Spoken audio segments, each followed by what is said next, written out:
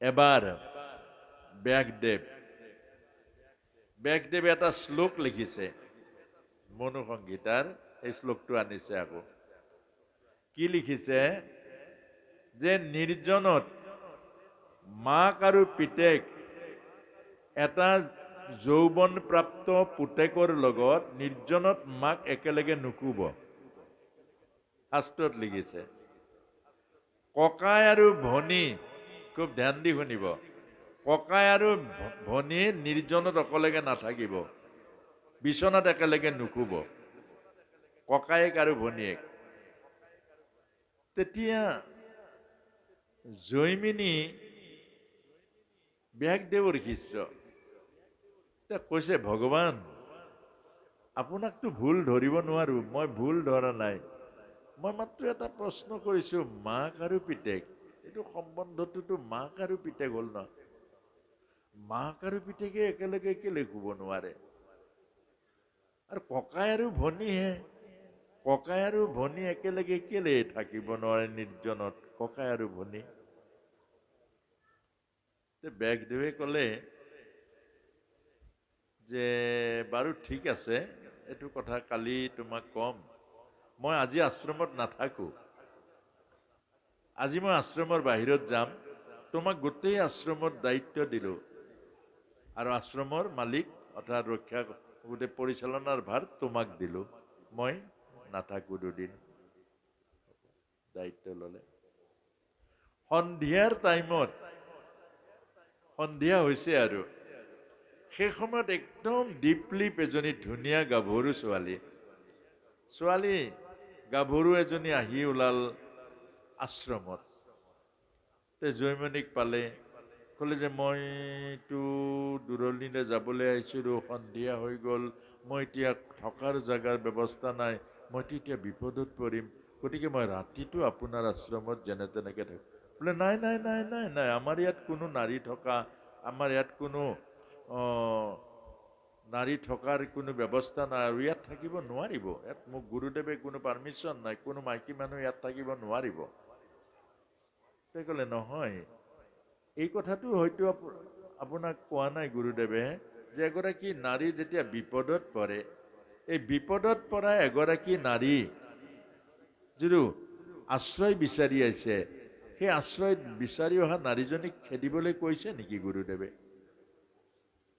সেইটোতো কোৱা নাই কিন্তু আশ্ৰমততো আমাৰ নাৰী এইটো থকাৰ কোনো আজিলৈকে কোনো স্থান নাই গতিকে নাৰী থাক বোলে মইতো বিপদত পৰিছো মোৰ এতিয়া কি হ'ব এইটোতো সত্য এতিয়া মানুহজনীক উলিয়াই দিলেতো কি হ'ব তে ক'লে সেই যে দেখিছে এই ৰুমটো এই আশ্ৰমৰ এই কুটিৰটো এইটোতে তোমাক থাকিবলৈ দিলো সেইটোত থাকিবা কিন্তু ভিতৰৰ পৰা হুক লগাই দিবা তুমি কোনো পধ্যে বাহিৰ ওলাব নোৱাৰিবা কিন্তু বোলে হ'ব আৰু শুনা মই যদি জৈমিনীও মাতো তোমাক তুমি ভিতৰৰ পৰা হুক খুলি বাহিৰলৈ ওলাব নোৱাৰিবা হ'ব তাই গৈ ৰুমত সোমালে ভিতৰৰ পৰা হুক লগাই দিলে জৈমিনী আহি ঘৰ পালে আশ্ৰম পাই শুবলৈ গৈছে তেতিয়া টোপনি নাহে এতিয়া ছোৱালীজনী ক'ৰ পৰা আহিলে ছোৱালীজনী আহিলে ছোৱালী নে বোৱাৰী মইতো এই কথাটো নুসুধিলো আৰু এই গধূলিখন ছোৱালীজনী আহিল ক'ৰ পৰা এতিয়া ছোৱালীয়ে নে বোৱাৰীয়ে বিয়া হৈছে নে নাই হোৱা এই কথাখিনি নুশুনিলো মনটো গোটেই ৰাতিটো তেওঁতো শুব পৰা নাই এইটোৱে মনৰ মাজত ঘূৰি ফুৰিছে মই আস্তেকে দৰ্জা খুলিলে তেওঁ ওলাই গৈ দৰ্জাত টক টক কৰিছে কোন ভিতৰৰ পৰা মাতিছে বোলে দৰ্জা খোলা নাই নাই নাই দৰ্জা খোলা বন্ধ কৰিছে দৰ্জা খুলিবলৈ দিয়া নাই মোক কোনো আশ্ৰমৰ দৰ্জা খুলি বাহিৰলৈ যাবলৈ মোক মানা কৰিছে বোলে মই জৈমিনী বোলে জৈমিনী হলেও মোক জৈমিনী ঋষিয়ে মানা কৰিছে দৰ্জা নুখুলে এওঁৰ মনৰ মাজত লাগিলে ছোৱালীজনী কোননো মই নুসুধিলো কোননো মনৰ তীব্ৰ ভাৱনাই ওপৰত খাপলি আছিলে, খাপলি খুলি দিলে আৰু খাপলি খুলি ভিতৰত সোমাই দিলে, জাপ মাৰি দিলে। তাৰপাছতে দেখিছে একজনী পূৰ্ণ যৌৱনা গাভৰু, দেখিবলৈ দীপলিপ এগৰাকী অপেশ্বৰীৰ নিচিনা, যে সুধিছে তুমি বিয়া হৈছা? বোলে নাই হোৱা। তুমি বিয়া পাতিবা? বোলে পাতিম আৰু উপযুক্ত পাত্ৰ পালে। মোক বিয়া পাতিবা? বোলে পাতিম। তাৰপাছত এটা চৰ্তত, বোলে কি? ইয়াৰ পৰা আপুনি মোক এই বকচাত লৈ যাব লাগিব তালৈকে, প্ৰায় পোহৰ হওঁ হওঁ হৈছে আৰু ৰাতি। বকচাত উঠালে গাভৰুগৰাকীক, লৈ গৈ পোহৰ হৈছে, এক থাপৰ লগাইছে একদম ঠাচকে জয়মিনিক। ঘূৰি চাই দেখিছে বেগ দেও, ঘূৰি চাই দেখিছে বেগ দেও। তেতিয়া কৈছে গুৰুদেৱ লাগিব, সেইটো শ্লোকে লাগিব। এনেকুৱা মায়া, এই মায়াক অতিক্ৰম কৰা মহান মহান পুৰুষসকলেও নোৱাৰে। সেইকাৰণে আমাক কৈছে নিৰ্জনত মাক আৰু পিতেক একেলগে নাথাকিব, নিৰ্জনত একেলগে ভায়েক আৰু ভনীয়েক নাথাকিব। কেলে? মায়া ইমান প্ৰবল মায়া। ভাগৱতত দিছে, সৌভিৰী ঋষি যমুনাৰ পানী স্তম্ভিত কৰি সমাধিত লিপ্ত হৈ আছিলে, হাড় আৰু ছাল আছিলে, দাঁত চব লৰফৰ কৰা বুঢ়া। আৰু যেতিয়া সমাধি ভগ্ন হল, উঠি আহিলে, মাছৰ জাক এটাই এই পোৱালীকেইটাৰ লগত কেলি কৰি থকা কাৰণে এই মাছটোৱে আৰু মাছজনীয়ে যে এই পোৱালীৰ লগত লীলা খেলা কৰি থকাৰ কাৰণে সৌভৰী ঋষিৰ বিয়া পাতিবলৈ মন গ'ল। এইটো কাম। আমাৰ ভিতৰত থকা মায়া ইমান প্ৰবল, সৌভৰীৰ নিচিনা ঋষিও বিয়া পাতিবলৈ মন গ'ল। তাৰ পাছতে মানধাতাৰ ওচৰলৈ গ'ল আৰু মানধাতাৰ 50 জনী কন্যা, আৰু মানধাতাক যাই ক'লে যে তোমাৰ এজনী কন্যা মই বিয়া পাতিব বিচাৰিছো। দেখিলে যাৰা ঋষিজনৰ নাই, হাড় ছাল চব শুকাই আছে, যে দাঁত এটাও নাই, লৰফৰ, খোজ কাঢ়িব নোৱাৰে। তেতিয়া দেখিলে না বুলি ক'লে অভিশাপ দিব, হা বুলি ক'লে ছোৱালীজনীক মই মূৰ খোৱা হ'ব, কি কৰিম? তেতিয়া ক'লে ঋষিবৰ, যাওক, যিগৰাকীয়ে আপোনাক পচন্দ কৰে সেইগৰাকীকে আপুনি বিয়া পাতিব।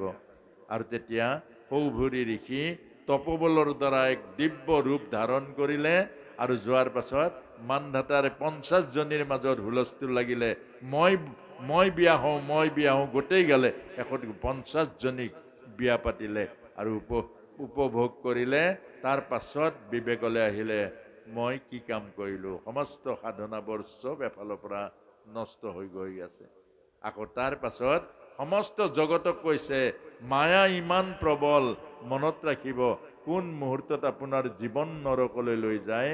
মায়া ইমান প্ৰবল, কোন মুহূৰ্তত আপোনাৰ জীৱন স্খলিত কৰি দিয়ে, এইটো কোনো সাৱধান। আৰু আমাক এই কথাখিনিয়ে কৈছে শেষত ভগৱত গীতাই, যে সদায় সাৱধানে থাকিব, শাস্ত্ৰক মানি চলিব। শাস্ত্ৰই কোৱা কথাবোৰ সেই ঋষিসকলে বহুত সমাধিৰ পৰা মানৱ জাতিৰ কল্যাণৰ কাৰণে এই শাস্ত্ৰবোৰ লিখিছে। শাস্ত্ৰৰ অৰ্থ হ'ল যিয়ে শাসন কৰে তাকে শাস্ত্ৰ বুলি কৈছেগে। গতিকে এইবোৰ কথা, জীৱনৰ কথা অৱহেলা নকৰিব। আজি বহুতে সেই কথাবোৰ অৱহেলা কৰে আৰু সেইটো নকৰিব। আৰু আমাৰ জীৱনটো সুন্দৰ কৰিবৰ কাৰণে এই শাস্ত্ৰসমূহ ৰচনা কৰিছে, এই জ্ঞানবোৰ আমাক দিছে। গতিকে ভগৱত গীতাৰ মাজেৰেও আমাক এই কথাটো কৈছে যে আমাৰ ভিতৰত থকা যিটো কাম, আমাৰ ভিতৰত থকা যিটো আসক্তি, এইবোৰ বৰ প্ৰবল। আৰু সেইকাৰণে ইয়াক নিয়ন্ত্ৰণ কৰিবৰ কাৰণে প্ৰতিদিন যোগ কৰিব। ভগৱত গীতাই এইটো কৈছে, প্ৰত্যেক দিনাই যোগ কৰিব। আমি প্ৰত্যেক দিনাই যোগ কৰোঁ। কিহৰ লগত কৰোঁ? দেহৰ লগত কৰোঁ। আমি প্ৰতিদিন দেহৰ লগত যোগ কৰোঁ। কালিলৈ কি খাম, ৰাতিলৈ কি খাম, গোটেই দেহৰ লগত কলৈ গ'লে ভাল পাম, ক'ত ফূৰ্তি পাম, ক'ত মনৰ আনন্দ পাম, কিন্তু আমি আত্মাৰ লগত যোগ কৰোঁ জানো? আত্মাৰ লগত যোগ কৰোঁ জানো?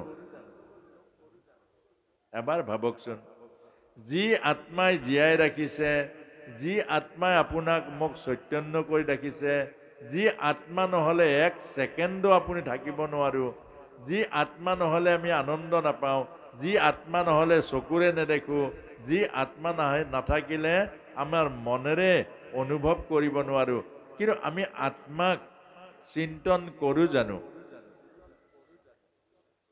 এতিয়া ভগৱত গীতাই আমাক কৈছে যে ৪ৰ্থ অধ্যায়ত সদায় যোগ কৰিব। কৰ্ম যোগসু কৰ্ম কৌশলম, যোগ কৰাটো কৰ্মৰ এটা কৌশল। এতিয়া কি যোগ কৰিব? আপোনালোকে বৰ দীঘলীয়া যোগ কৰিব নোৱাৰে। কি কৰিব? সদায় ৰাতিপুৱা বিচনাত কৰক, তলত বহি কৰক, আসনত বহি মনটো ভগৱানৰ চৰণত লগাওক। আমি মনটো দেহত লগাওঁ, এতিয়া দেহত নলগাই মনটো ভগৱানৰ চৰণ ক'ত পাব? আমাৰ এইটোৰ নাম হ'ল আজ্ঞা চক্ৰ। এইটো পিটুটৰিয়াত গ্লেণ্ড, বিজ্ঞানে কৈছে এইটোৱে হ'ল আমাৰ আত্মশক্তি, ইয়াতেই স্থিতি হৈ থাকে। গতিকে মনটো আমি আত্মশক্তিত যদি ইয়ালৈকে আনি বহুৱাব পাৰোঁ, তেতিয়া আমি অকণমান চকু মুদি যে মই দেহ নহয়, মই মন নহয়, মই আত্মা, এই যোগটো কৰক। মই দেহ নহয়, মই মন নহয়, মই আত্মা, মই জন্ম মৃত্যু ৰহিত, মই অবিনাশী আত্মা, মই সুখ স্বৰূপ, মই শান্তি স্বৰূপ, মই আনন্দ স্বৰূপ, মই সুখ স্বৰূপ, মই শান্তি স্বৰূপ, মই আনন্দ স্বৰূপ। এতিয়া এই যে আত্মাৰ লগত সম্পৰ্ক হ'ব, আপুনি আত্মাৰ গুণবোৰ আহিবলৈ ধৰিব আস্তে আস্তে। মনত ৰাখিব, আত্মাৰ গুণ হ'ল প্ৰেম, কৰুণা, দয়া আৰু পবিত্ৰতা। এতিয়া যি মানুহে দেহৰ লগত সাধনা কৰে, দেহৰ গুণবোৰ আহে। এজন মানুহে এটা চুৰৰ লগত সম্পৰ্ক কৰিলে চুৰৰ গুণবোৰ তাৰ পৰা আহিবলৈ আৰম্ভ কৰে, কৰে নে নকৰে? এজন মানুহে যদি ভকতৰ লগত সংগ কৰে, ক্ৰমান্বয়ে তাৰ ভকতৰ গুণবোৰ আহিবলৈ আৰম্ভ কৰে।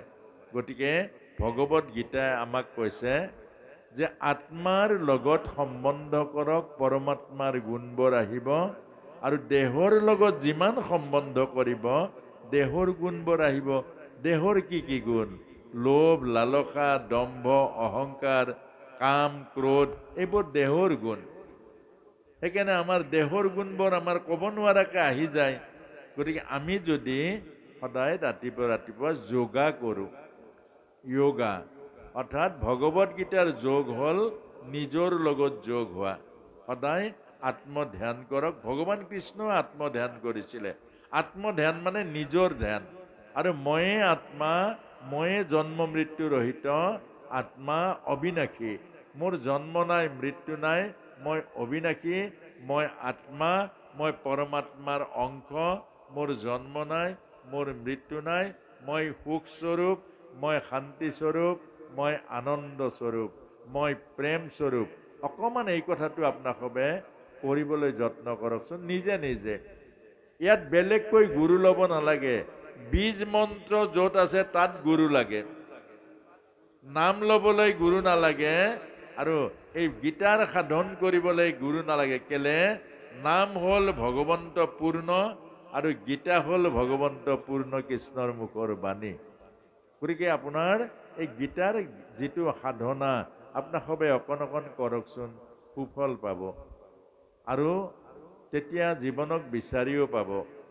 আৰু এজন মানুহক জীৱনক বিচাৰি পাবলৈ এইটো আমাক যোগ দিছে। ইয়াৰ পাছতে পঞ্চম অধ্যায় সন্ন্যাস যোগ। প্ৰতিঘৰ গৃহস্থী সন্ন্যাসী হ'ব লাগিব। ভগৱত গীতাই কৈছে এটা প্ৰতি ঘৰ গৃহস্থী সন্ন্যাসী হ'ব লাগিব, কিন্তু ঘৰ বাৰী এৰিব নালাগিব। গৃহস্থী আশ্ৰমৰ মাজত থাকি সন্ন্যাস। শংকৰাচাৰ্যই কৈছে ব্ৰহ্মচত্য জগত মিথ্যা, এই সংসাৰখন মিছা, গতিকে সন্ন্যাসী হৈ যোৱা, ৰঙা কাপোৰ পিন্ধা, পুত্ৰ কন্যা চব ত্যাগ কৰা। কিন্তু গীতাই সেইটো নাই কোৱা। গীতাই কৈছে পুত্ৰ কন্যা ভোগ বিলাসৰ ঐশ্বৰ্যৰ মাজত থাকি সন্ন্যাস। এতিয়া সেইটোকে আমি আলোচনা কৰিম।